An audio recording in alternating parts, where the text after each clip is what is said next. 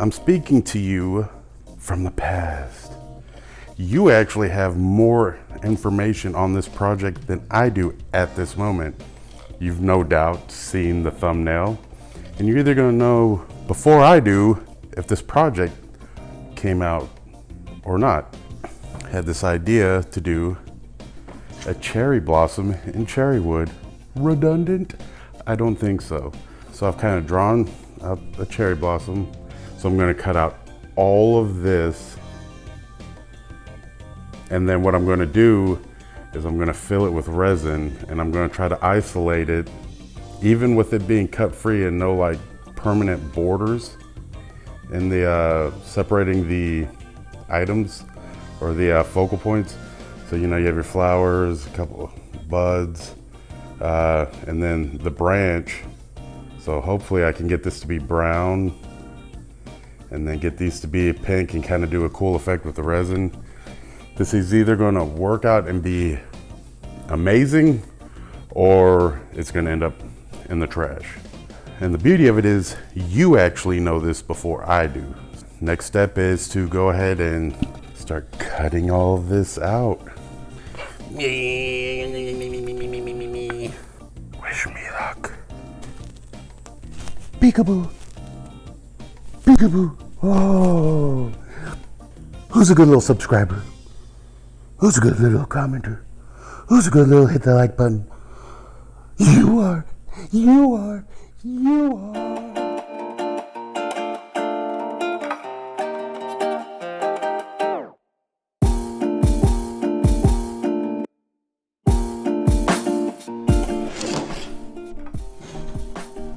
I knew with the design it was going to end up being two pieces like this, and that's okay because I'll eventually make a frame with like Lexan plexiglass and make sure that that's kind of squared up and everything. This is my first time using a bandsaw on a project. My big fear, like I had no problem or no worry about like being able to do this, getting this part, getting this cleaned up. It's the actual applying the resin part, because what I want to do is techniques I've never done before, but I've seen done, and I understand the theory of how they work. You'll just have to see later on in the video. Miss Penguin and I have been bouncing ideas back and forth on how to accomplish what I want to accomplish. It's like that's the one big roadblock. Sometimes you'll have a project where you're like, I know I can accomplish all these things, but there's this one little element that's gonna push your boundaries. And that's kind of the joy of doing stuff like this. That unknown that, well, I put in all this work and this other thing could work or it could fail. The smart thing would probably be to do a test piece, but where's the fun in that? I mean, seriously. So we're just gonna, as they say, the professional term is wing it.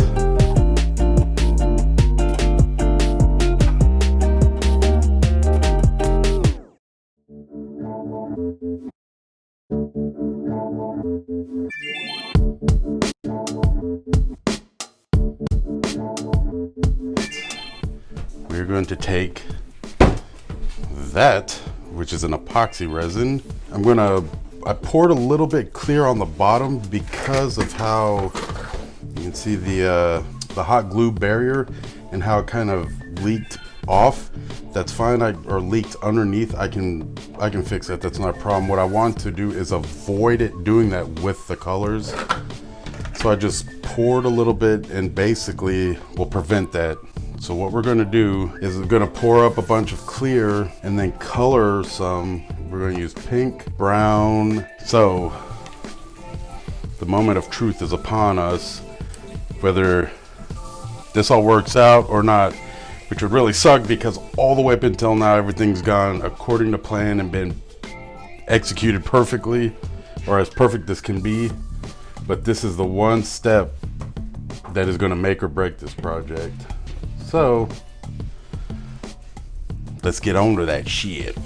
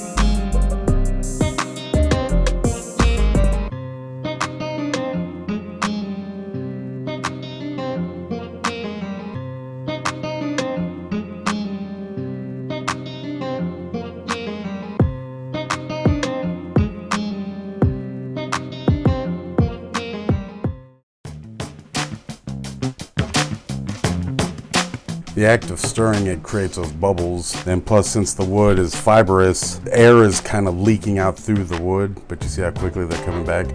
Keep having to fight these until it starts to cure just enough to where it'll stop, which could take 30 minutes or so.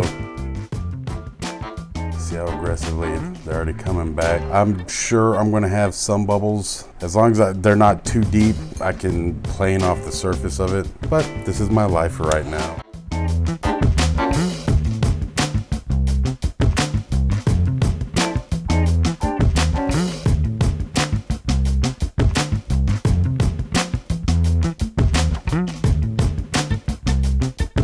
Just demolded. All this stuff I'm not too worried about because it'll come out once it gets planed, but kind of see bubbles kind of rise up against the wall.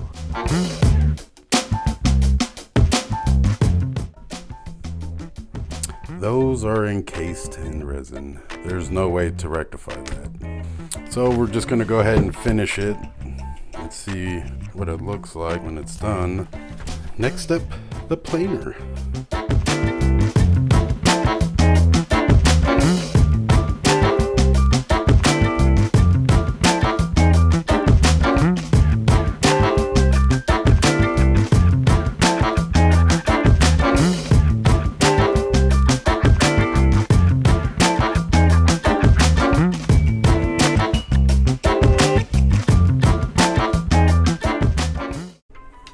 Those are big air pockets in the epoxy, and I can't tell how deep they are.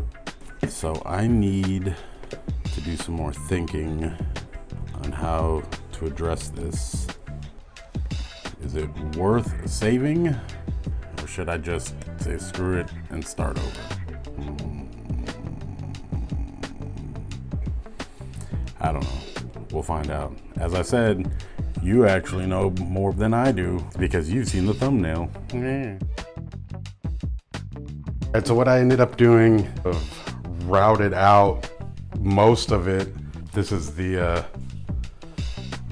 mess. Do you know the street value of that? Chop up some lines. And so I actually was able to go ahead and put the borders in like I had originally wanted, and I'll go ahead and do another pour. If this works out, then we're back on track. If this doesn't work out, then that means tomorrow I need to go to a local wood place, pick up another piece of cherry, and try to do this again with learning the mistakes that I've just made on this process. So that's how that goes. I'm under kind of a time crunch because I want this video out on Monday. It is now Thursday, so I won't know until tomorrow, Friday, if this next step actually comes out how I like it. Because if it doesn't, then that means I got a whole ass, get the wood, get the pattern drawn, get it cut, get it prepped, because there's something I would do a little bit differently, then pour resin, hopefully have it cured and set up by Saturday evening, maybe on Sunday, actually cut the paddle into shape, sand it, finish it, and have it all ready come Monday. We'll see.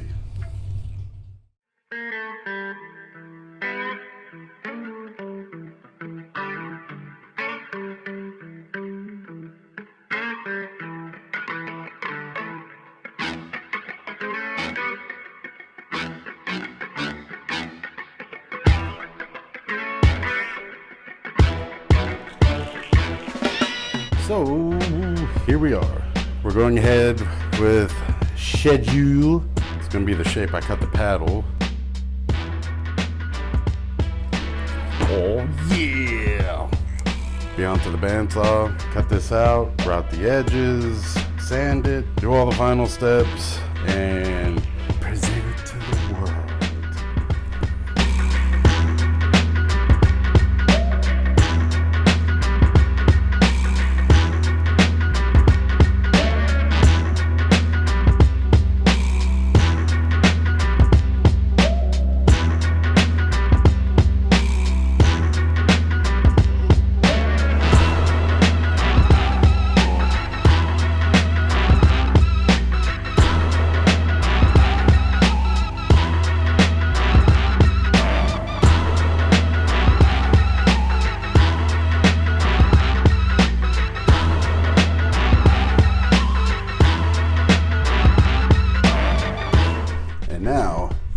time for sanding.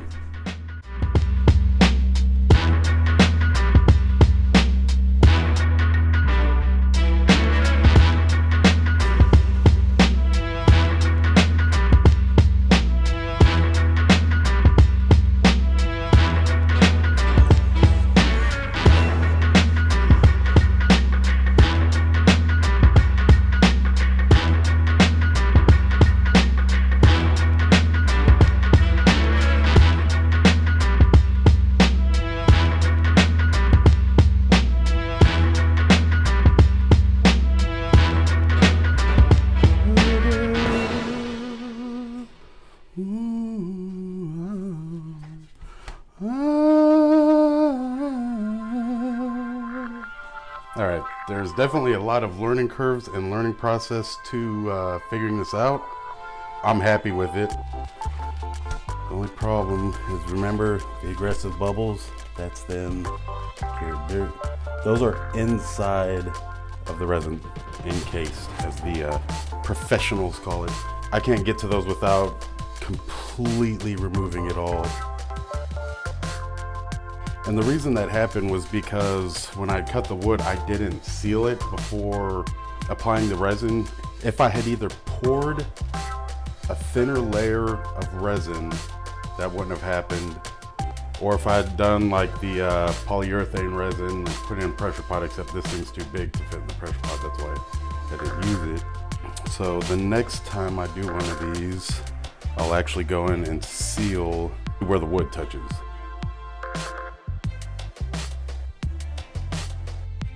This one will be on the website for sale if anyone likes it. It is actually making it's making history, because you just watched it get built. You just witnessed YouTube magic. So it's already got a sort of celebrity status all on its own. If you want it, it's going to be on it's going to be on our website, Penguinafterdark.com. Check out our website. Follow us on all the socially mediated things. Thanks for watching.